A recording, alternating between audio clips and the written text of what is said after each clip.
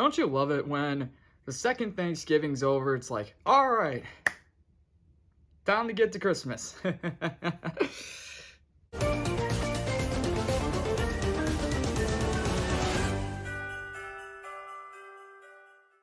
How is everyone doing today, guys? My name is T-Cones, and yeah, Thanksgiving was just 2 days ago, and now we got this.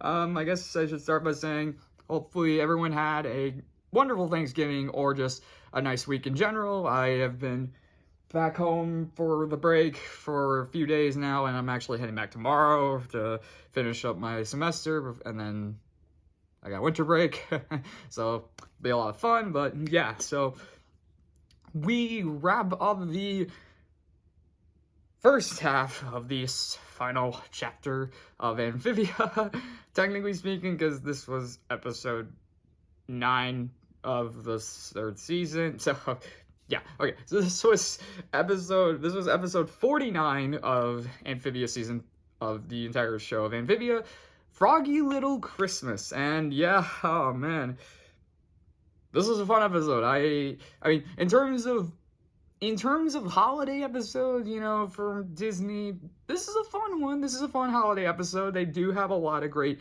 things. I also liked how, from what I've heard, this is canon to the story, so I guess it kind of makes me wonder, how does the timelines work for, or not timeline, more of like the weather for both Amphibia and Earth. So because when Anne was in Amphibia, they were dealing with winter, and then they got the spring, and now they're back on Earth. So are they just, is this fall, winter here? Like, is it in Amphibia, is Amphibia like in the southern hemisphere, so that's why they were doing with winter and spring, whereas for here it was summer and fall? Just trying to figure all that out, because I know a lot of people were wondering, like, wait a minute, Anne hasn't done a thing for all this time, and now she's like, what? So I mean, outside of that, come on, it's a holiday episode, you gotta love those. So, and yeah, I really had a lot of fun with this one. This was, a part of me was expecting a lot more, but I mean, that's just, again, that's me seeing so many different shows, so many different holiday episodes, that I'm like, all right. All right, so yeah, let's just dive right in. So this whole episode pretty much focuses on Anne wanting to help her mom fulfill a dream of hers of being in the Christmas parade for LA with their own float. And it was an interesting, I honestly thought that was a pretty interesting idea, because when I saw the synopsis, you know, like, make a float, I'm just like, wait, why?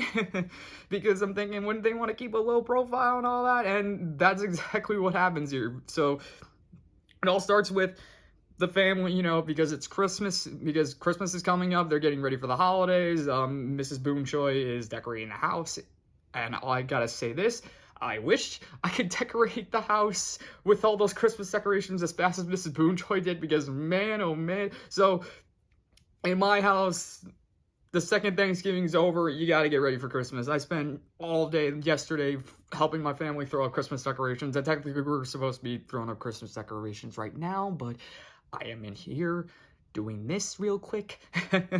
But yeah, Mrs. Boonjoy, she's decorating the house, and I don't know why, but this episode, the way her movement is so, it's so energetic, it's so quick. I mean, I guess it's just to help amplify or just show how much she really loves the holidays and just loves Christmas, because really, like, so many times she's like, she would snap, she would just move, she would just be like, literally, I mean, it's a cartoon, so, you know, she's kind of having that cartoon powers of all. But for Anne, Mr. Boonjoy, Mrs. Boonjoy, this is completely normal, but for the Plantars, they're like, what the heck is happening? And yeah, they kind of freak out a second. Sprig is wondering what the heck is going on. Are they being under attack? And apparently if the hats of elves are weapons. But Anne quickly diffuses the situation by just saying it's Christmas.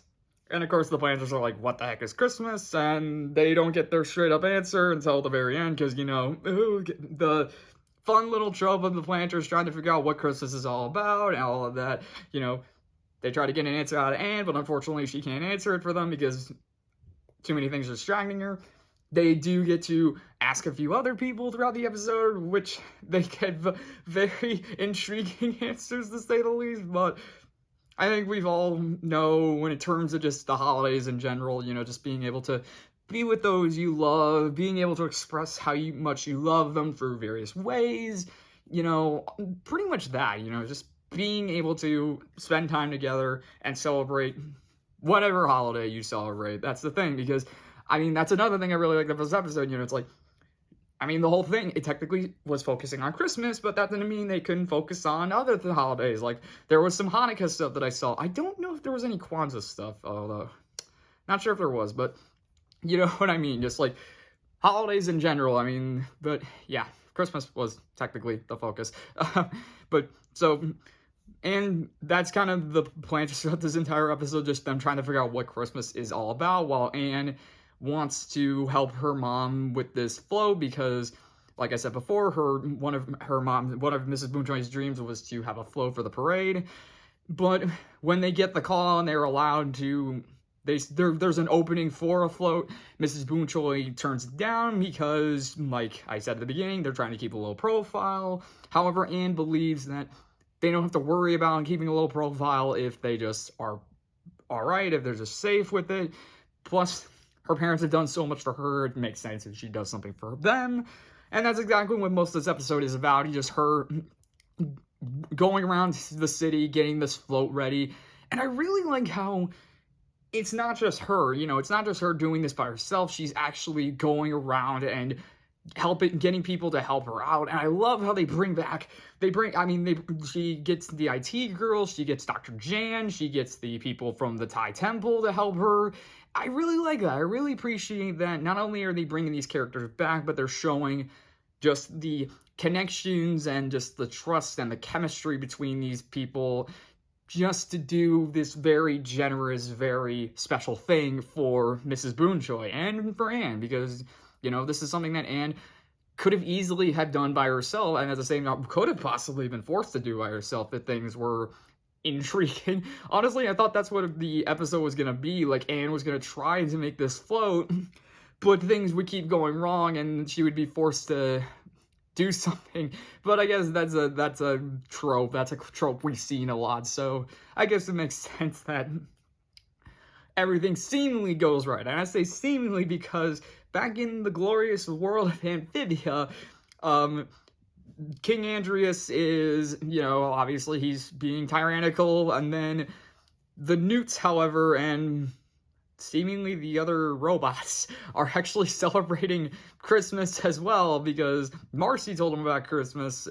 Yes, it could make sense, maybe them wanting to learn about as much human history as possible, so Marcy probably threw in the talk about Christmas here and there. But it leads to this Andrias getting this gift from the Newts, which is it's a butterfly drone with a VR headset and a controller. As cool as that is, the butterfly drone has, oh man, he's like, I love Andrias, he's got the headset on, he's flying this thing around, he's like, hey, what's this button do? He presses the button, butterfly drone then just has machine guns, lasers, and rocket launchers. Because, drones gotta have that. And so, obviously, Andrias gets excited because he is like, oh, I could send this to the human world and take out Anne myself. And he kind of loves this. He's like, I never should have sent a robot to do a Newt's job. And then one of the Newts are like, wait, aren't you technically sending a robot to do your job? But the other Newts are like, shut up. But yeah, so Andrias' plan is simple as that, just take this new drone to the LA so he can try and take out Anne that way. But yeah, that's kind of what the wrench is thrown into for this episode. But again, it's a fun episode. That premise is hilarious, and I love this. I saw this one clip of one fan art on Twitter, where you know how every week the Amphibia crew, they release some like promos and stuff on Twitter. That's kind of like some fan art. One of them was Andrias doing like the evil Grinch smile, and I'm thinking, oh, where is this gonna go? So basically, that's what this is. Andrias being the Grinch, kind of. But yeah, so while that's going on, Anne is back on, in LA, as she is taking the Plantars around, getting supplies, getting the crew together, and the IT girls, they're really excited to help build this float. And they also give the Plantars their take on what Christmas is all about, and they talk mainly about obviously giving gifts to people that you care about. And so Sprig gets the idea of trying to get a gift for Anne, of course, but the IT girls are also like, just make sure the gift is a good one, because if it isn't, it could possibly tear your friendship and everything, all that. And so Sprig's like, so if I don't get the perfect gift for Anne, I'm ruined. And I love Hop Pop's reactions, like, oh, it's one of those stressful kind of holidays. Technically speaking, that is true. I mean, Black Friday is a great example of how stressful Christmas can get. But, yeah, so they get their take of Christmas from the IT girls, and then after that, they go to the museum and talk to Dr. Jan. Dr. Jan, to start, offers them some of the exhibits to be used as part of the float, which I found very curious. I mean, yeah, Dr. Jan really trusting Anne, because, there's a much more cooler thing with the Plantars, but, was a little intrigued by Dr. Jan just being like, oh yeah, you can take any of the museum exhibits. But I guess that's mainly because she was distracted by the Plantars, who asked her what Christmas is all about, and so Dr. Jan, being the curator, I guess, of this museum, just gives them a, like, full-on background of Christmas, and not like what it's about and all that. It's mainly just like the history of Christmas, like how did it start, all that, yada yada yada. And I just love the Plantars. Like, honestly, sometimes that's just me in college in a classroom, just sitting there, just listening, and just like all of this information is coming into my head, and just like I feel like Sprig sometimes. It's like my head is just full of so much knowledge, I don't know what to do with it. Oh. But yeah, so obviously that Plantars don't get much out of that, although they get this one interesting joke. Hop Pop's like, oh, it's like this other holiday in Amphibia, minus the sacrifice. And I'm like, wait. God, I just love the writing sometimes. Like, you can just throw that in, and you can just be like, what? I mean, again, that's kind of some of the best jokes in shows like this. You just, like, little throwaway jokes like that, and just, they hit. I mean, for some people they hit. For me, that hit. I'm just like, what? But, alright, so, after all that, they then go to the Thai temple, and they set all this up. Float is, man, it's a really great float. I love what they do. It's like a combination. So the float is to represent both the Boonjoy family, but also their restaurant Thai Go. So it's I love the festive. It's obviously a lot of Christmas stuff, but there's also a lot of Thai, of the Thai culture that, just like it's a really great flow, and I love this. I love the design. I love the way it's set up. And it seems like everything's gonna go smoothly. Like, they surprise the parents, they are shown the float, they're just ecstatic by it, but they're obviously worried about the parade, being like, what about keeping a low profile? And it's like, don't worry, we got the Plantars in their disguises. Hop Pop is Santa Claus, who doesn't apparently know his lines of ho, ho, ho. He's like, ho, ho. What's the next line? And even Polly's like, you're an actor, for crying out loud. But, yeah, so... yeah, everything seems to be going all right, even in the parade, just, they're there, that's the flow, they're waving to the people, even Mrs. Boonchoy screams, I love Christmas, and the crowd cheers with her. It's like, everything seems to be going well, and then Andrias just flies by with this butterfly drone, and just sees the float, Boonchoy, and even Anne just being like, I'm in Boonchoy, and even Sprig's like, she's in Boonchoy, and Andrias just like, that was easy. But he then sees the parade. He's like, oh yeah, I remember this holiday. He sees like a Christmas tree, he sees the decorations, and then he sees Santa, and he's like, ooh, a giant robot Santa. I did not see this coming. I didn't think Andrias would actually pull this out of his but so he flies to the one of the floats that has a gigantic Santa robot. I think because the butterfly, or I guess is it a butterfly or maybe it's a wasp or something, but the drone flies in and it takes over the giant Santa. And what I really liked was it, like, it mounts on the back of its head, then it shoots in like just a lot of this nanotech, I guess is the best way to say it, or microbots, I don't know, but it just descends in a bunch of these nanobots, and it takes over the entire thing, and thus like allowing it to be able to be controlled by Andrias, who then uses it to attack the Boonjoys. And I love how the IT girls, they're driving the float, so of course it just begins a little chase through the city. And Andrias is apparently because now he's in control, he's like, oh yeah, by the way, this thing's got rocket launchers that are made out of presents. I can also fire a laser from my face. I think there was even one where he has like a shield in the shape of a Christmas tree. Like, what? Who made this float? But, yeah, so there's a chase through the city. There's a few jokes in there too, like this, like, how do we defeat a giant Santa? And it's like, I don't know, throw milk and cookies at it. And it's like, that's not gonna work. They throw a cookie, hits the robot smack dab in the head, and Anne's like, oh, I'll be darned. And I love Andrias too. Like he's laughing. He's like, ha ha ha. He's like, oh wait, I mean, ho ho ho. He's trying to make the ho ho ho an evil laugh. But, yeah, so they keep driving through the city.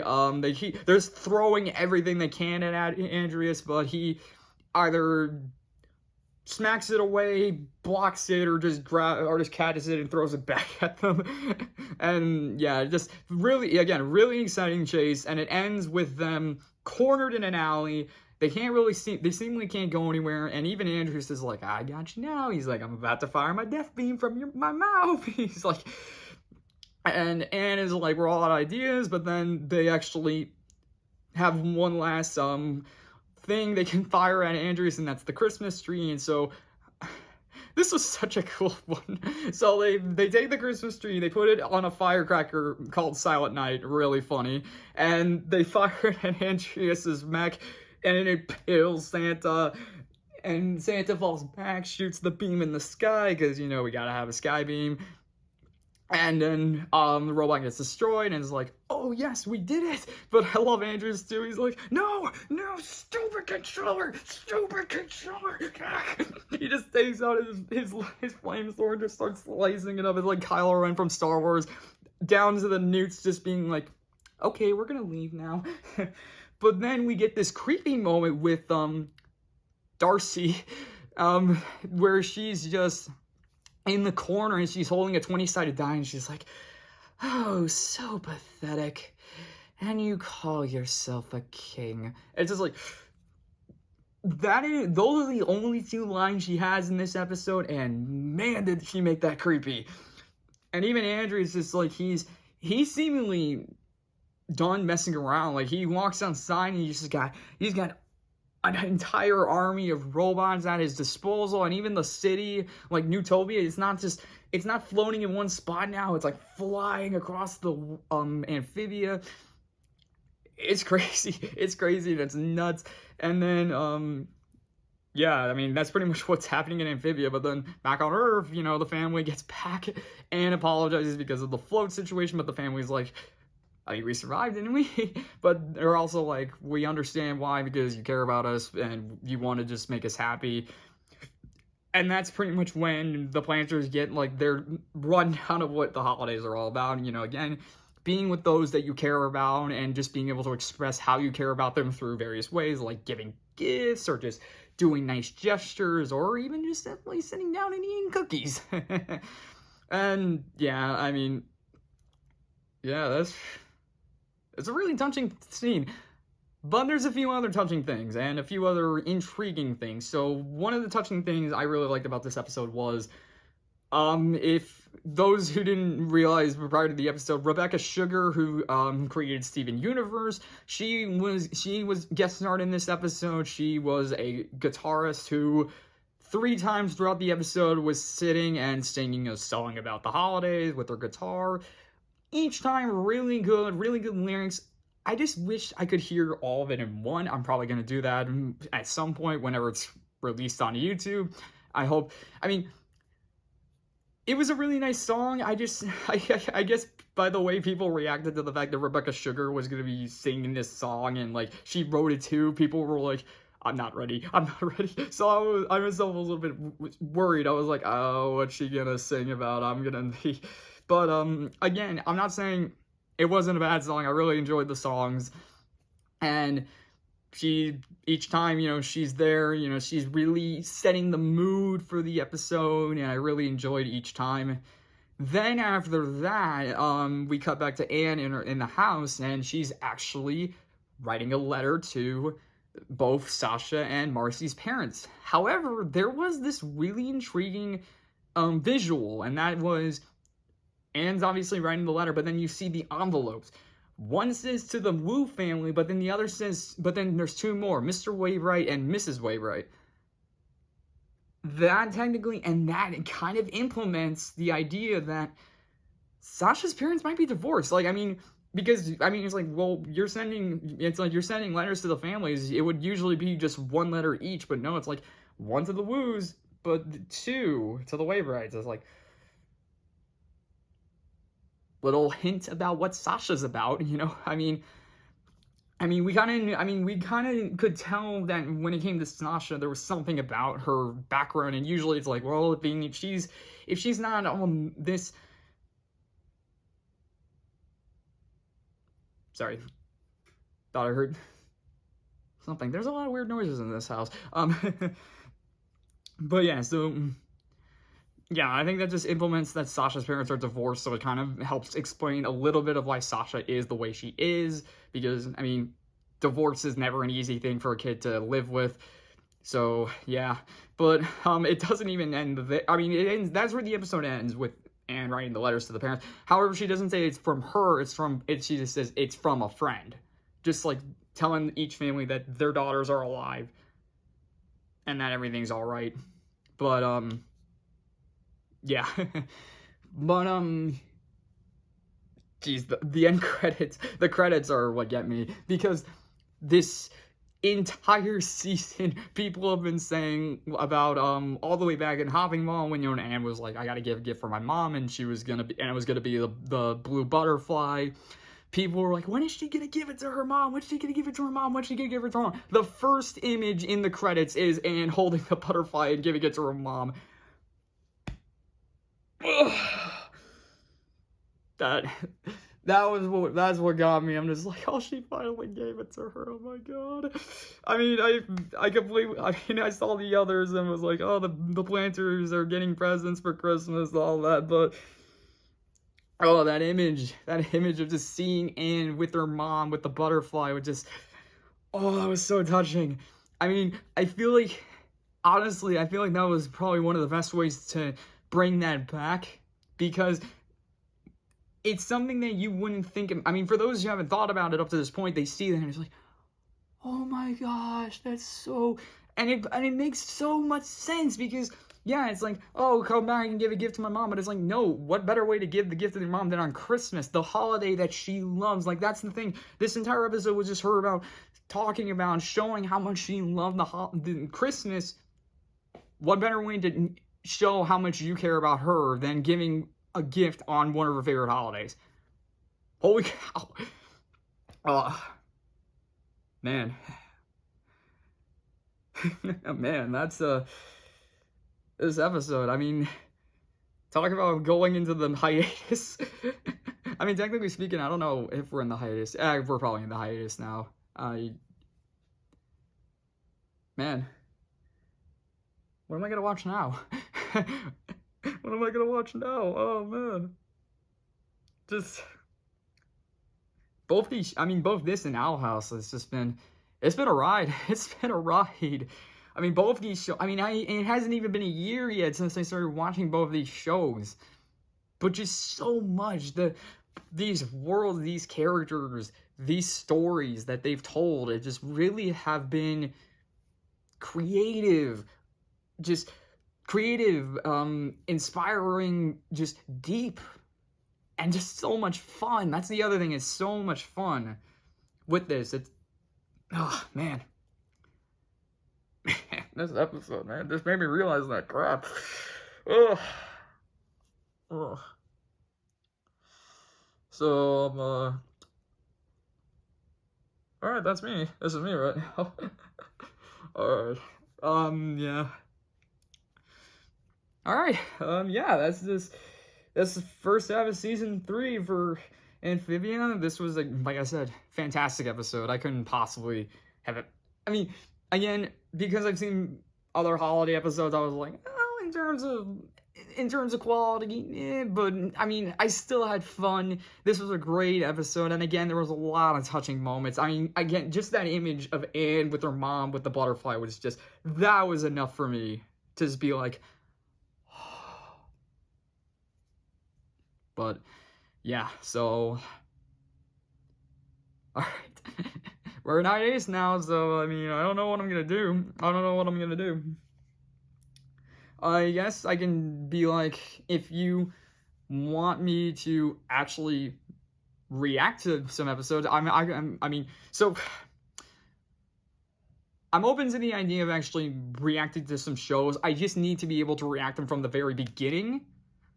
Because if I start reacting them midway through, then it's like, well, what about those other episodes that you didn't react to? I'm like, so if there's any shows that I haven't seen yet that you want me to check out, I'll see if I can be able to react to them. It's still a bit iffy because, I mean, I'm in college, so I don't know if it's possible, but I am open to the idea of actually doing them because I haven't been able to do the reactions more efficiently. I say efficiently because I've only done 2 since, like, May or April-ish, so I don't know. But yeah, so if you guys have any suggestions, shows you want me to check out, just let me know down in the comments. But for now, hope you guys enjoyed this video. If you liked it, leave a like. If you want to leave a comment. And if you want to subscribe. You don't have to. I'm just saying. Thank you all for watching, and we will see you in the next video, whenever that is. and her mom and the butterfly. God dang it, it's so bad.